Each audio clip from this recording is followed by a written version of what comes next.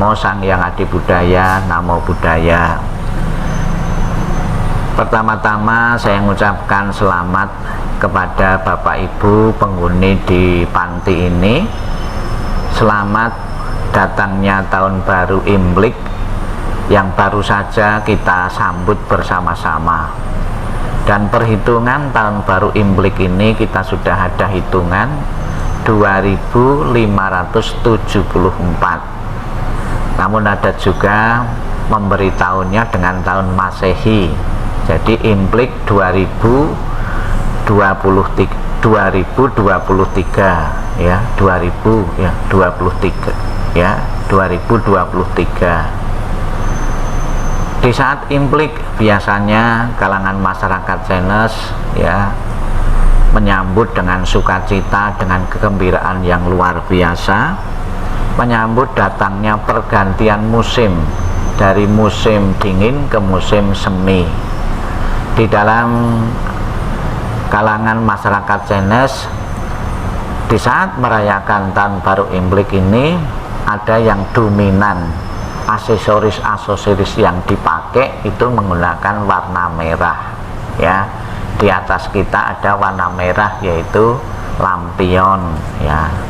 Kemudian juga aksesoris yang lain kebanyakan juga menggunakan warna merah. Warna merah adalah simbol atau mewakili kebahagiaan. Berakhirnya musim dingin dan diawali musim semi merupakan satu kebahagiaan, karena di saat musim semi ini para petani mulai menggarap tanahnya, dan juga yang tadinya itu beku di saat musim dingin mulai keluar ya dari kondisi yang beku menjadi kondisi yang lebih kondusif, lebih baik lagi ya. Saya kira Bapak Ibu sekalian di sini pun juga kemarin ya mungkin ditengok oleh anak-anak atau oleh kenalan di saat menyambut datangnya tahun baru Imlek ini. Pelajaran bagi Bapak Ibu sekalian bersamaan dengan datangnya musim ini, bahwa musim di Tiongkok sana itu dibagi 3, dibagi 4 ya. Kalau di Indonesia musim itu ada 2, musim hujan dan musim kemarau. Kalau di Tiongkok sana itu ada 4. Musim yang ada di Tiongkok sana bisa dijadikan sebuah pelajaran bagi kita semua, pelajaran bagi kehidupan yang kita jalani dalam kehidupan sehari-hari kita.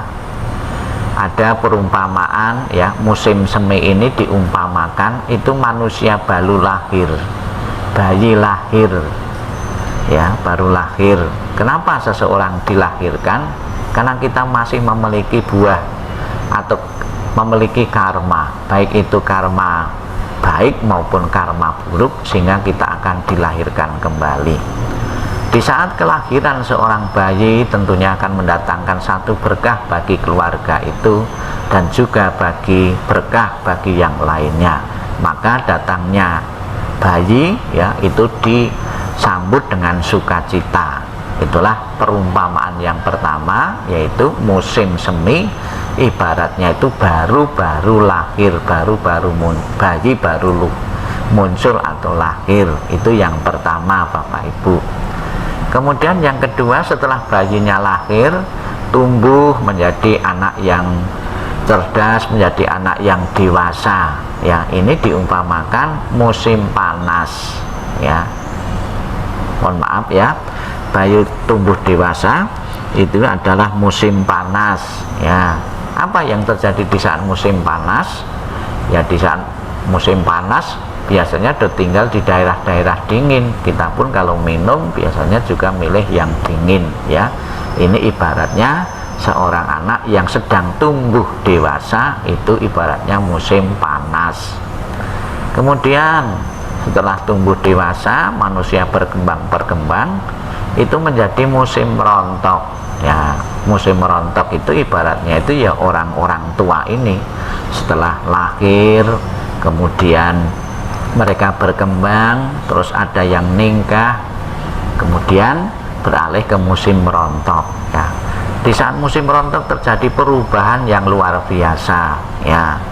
Kita lihat kalau pohon itu ya ada daun-daunnya, di saat musim merontok mereka berguguran ya, daun-daunnya itu menggugurkan diri ya. Demikian pula kehidupan manusia Bapak Ibu, di saat musim merontok dalam badan jasmani kita pun juga berubah. Rambut yang tadinya itu hitam jadi putih, bahkan juga ada yang rontok, ada yang bodol ya. Kemudian mata kita di saat di saat remaja atau dewasa kita bisa melihat dengan terang, dengan jelas. Di saat musim tua ya, usia lanjut, kita sudah tidak bisa mengamati, melihat dengan jelas lagi.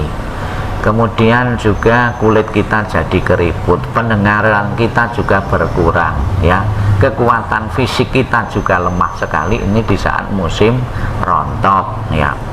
Kemudian musim yang terakhir adalah musim dingin. Manusia menghadapi kematian, tidak bisa terelakkan, tidak bisa dihindari Bapak Ibu, kematian akan terjadi kepada siapapun. Namun perlu juga Sang Buddha berpesan, kita tidak usah perlu takut usia tua, takut mati, karena kedua-duanya itu akan dialami oleh semua orang. Banyak di luar kita, banyak teman-teman kita tegar dalam menghadapi usia tua dan kematian ya. Semua akan mengalami, bukan hanya kita yang tinggal di panti jompo ini saja, semua akan mengalami tanpa kecuali. Bagaimana di saat mengisi hari tua ini tetap bahagia ya? Banyak caranya ya. Kita membagi pengalaman-pengalaman dengan sekeliling kita, tetap bahagia, merasa dibutuhkan kita dengan lingkungan kita ya. Kemudian di saat mengisi hari tua ya, mumpung kita masih mendengar pada pagi ini, Bapak Ibu diajak untuk puja bakti. Masih mendengar dengan jelas omongan saya ya, yang saya jelaskan masih jelas? Nah, masih jelas. Juga masih bisa melihat, masih bisa berjalan, sehingga kebaktiannya tidak di tempat tidur, sembahyang tidak di tempat tidur, tapi di tempat dikumpulkan seperti ini ya. Jadi di saat hari tua pun kita masih bisa belajar, di saat hari tua pun kita masih bisa membagi pengalaman-pengalaman, cerita-cerita kepada anak-anak yang lain, kepada orang-orang yang lain. Dan juga Bapak Ibu tidak boleh minder, tidak boleh kecil hati ya. Saya kok dititipkan di panti jompo, sementara itu keluarga saya, anak-anak saya, mereka do bekerja. Kalau mereka ditunggui terus atau Bapak Ibu di rumah terus ya, mungkin mereka tidak bisa kerja. Dengan mereka bekerja, Bapak Ibu otomatis telah memberi kesempatan bagi anak-anak, bagi putra-putri Bapak Ibu untuk hidup lebih baik lagi, lebih sejahtera lagi. Coba kalau kita cuma nunggui terus kan, otomatis mereka tidak punya penghasilan, tidak punya uang. Jadi bukan berarti anak itu membuang orang tua, enggak, karena mereka tuntutan hidup harus bekerja untuk menghidupi anak-anak, menghidupi istri, menghidupi cucu-cucu. Kita akan berbahagia kalau mendengar cucu-cucu itu hidupnya sukses, sekolahnya pada naik, ya kan gitu. Jadi Bapak Ibu pun di sini pun juga tidak perlu merana, tidak perlu gelisah ya. Tetap kita punya anak-anak, kita punya cucu-cucu di sini, sambil mendoakan mereka semoga mereka mendapatkan kemudahan-kemudahan dalam mencari kehidupan ya. Itu jadi itu yang perlu dilakukan oleh Bapak Ibu selama di panti ini. Dan juga mungkin Bapak Ibu ya, di saat mengisi waktu luang diisi dengan hal-hal yang rohani, hal-hal keagamaan.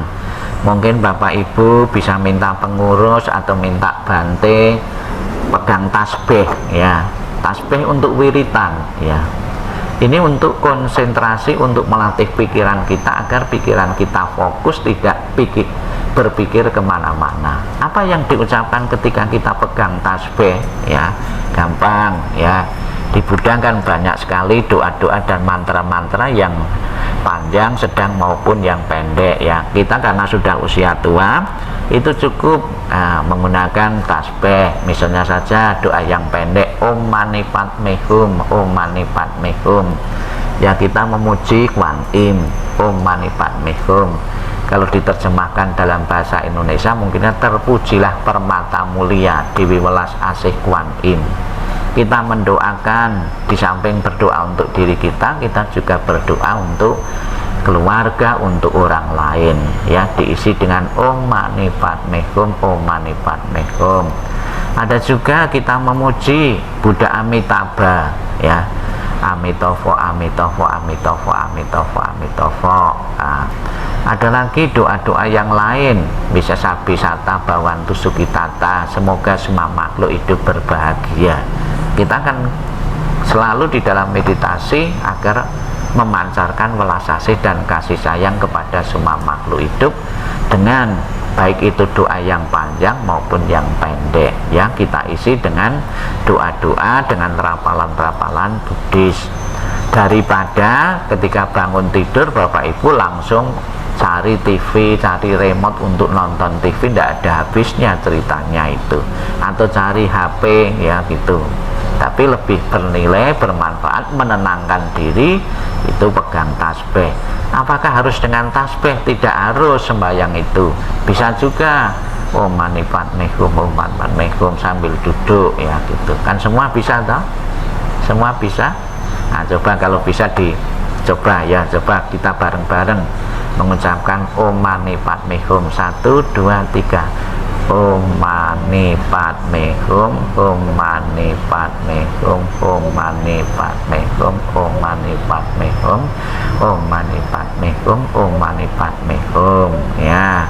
Jadi tidak harus selamanya pakai tasbih. Sekarang melafal Amitofo atau Amitabha, Amitabha bisa, ya. Coba 1, 2, 3. Amitabha, Amitofo, Amitofo, Amitofo, Amitofo. Terpujilah Buddha yang mempunyai cahaya tidak terbatas. Nanti suatu saat nanti kita dalam keadaan kondisi kritis, itu akan dijemput oleh Buddha Amitabha dan ditempatkan di alam surga sucinya. Semua kalau mati kepingin masuk surga toh, ya, tidak ada yang kepingin masuk neraka toh. Namun mumpung kita masih sehat, mumpung kita bisa masih omong, melafal, gunakanlah waktu kesempatan untuk memuji nama Buddha, nama orang-orang suci, ya. Kan tidak sedikit juga tanpa kita tidak sedikit pula orang tua kurang menggunakan, kurang memanfaatkan waktu baik dengan hal-hal yang rohani. Ada yang ngerasani temannya, ada yang menyesalkan hari tuanya, ada yang menyalahkan anak-anaknya. Kan kadang-kadang pikiran muncul seperti itu. Ini kita ubah dengan hal-hal rohani, hal-hal yang positif, ya. Itu Om Mani Padme Hum, Amitofo. Bisa juga ketika lihat patung Buddha, nama Buddha, Buddho, Buddho, Buddho, atau Buddha, Buddha, Buddha. Lihat Kuan Im, namo Kuan Sein Posat, atau Kuan Im Posat, Kuan Im Posat, Kuan Im Posat, ya.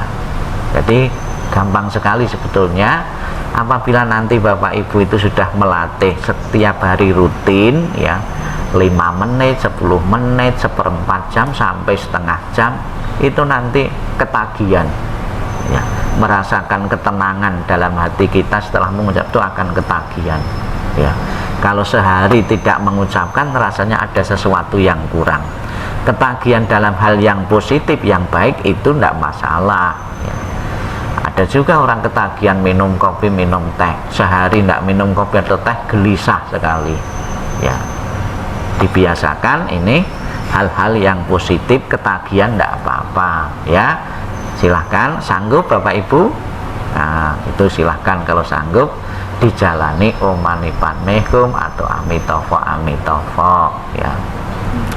Kemudian juga sebagai orang tua yang tinggal di panti, hendaknya harus mudah dilayani, gampang diatur, mudah dilayani. Karena kita bersyukur ada Mbak Putri, ada yang mbak-mbak yang lain yang merawat ini. Mereka telah meninggalkan keluarga demi Bapak Ibu, mengurus, ya. Tidak gampang cari tenaga itu, tidak gampang orang yang bersedia merelakan waktu kesempatannya untuk mengurus orang tua. Kadang-kadang anaknya sendiri saja tidak sanggup kok, ya. tapi ada orang lain yang mau dan mampu dan mempunyai hati untuk ngerawat, itu kita kan bersyukur ya. Tepuk tangan coba kalau bisa, tepuk tangan untuk Mbak Putri yang grupnya panti-panti jompo untuk yayasan ini, para donatur ya.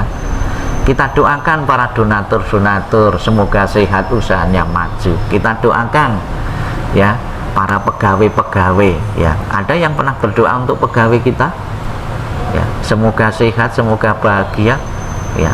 Kalau belum silahkan. Oh, semoga Mbak Putri dan teman-temannya selalu sehat, semoga yayasan ini akan selalu menerima donatur terus ya. Jadi kita tidak perlu mengupah, tidak perlu menyesal, tidak perlu kita itu menyalahkan orang lain. Gunakan mumpung kita masih hidup, masih sehat ya. Kadang-kadang kita berdoa setiap saat, semoga saya sehat panjang umur. Tapi tidak jarang juga setelah mendapatkan usia panjang, setelah mendapatkan umur panjang, tidak diisi dengan hal-hal yang positif, tidak diisi oleh hal-hal yang baik. Akibatnya sia-sia kehidupannya ya. Siapa di sini yang paling tua usianya? Ada yang berapa? 78. Berapa? 40. Oh, 80. Terus siapa lagi? 83. Itu usia berapa? 73. Terus ibu 71. Bapak Pak yang umur berapa? Pak yang umur Oh, 76 ya. Orang tua saya, ibu saya umur 89 ya. Sehat, masih sehat juga ya. Sering wirawiri kalau di desa itu maunya mau berternak ya, memelihara ayam, terus masih ke kebun-kebun juga, tidak mau diem gitu loh. Kemudian di segi keagamaan dia rajin pakai tasbih, sementing rajin pakai tasbih, bahkan lebih rajin dari orang tua saya daripada anak-anaknya kan gitu ya. Mengisi waktu luang dengan hal yang baik, hal yang positif. Nah, juga mungkin Bapak Ibu yang sanggup ke sini, ada altar di sini tiap pagi, sore atau siang atau kapan waktunya, saya menghormat Buddha itu.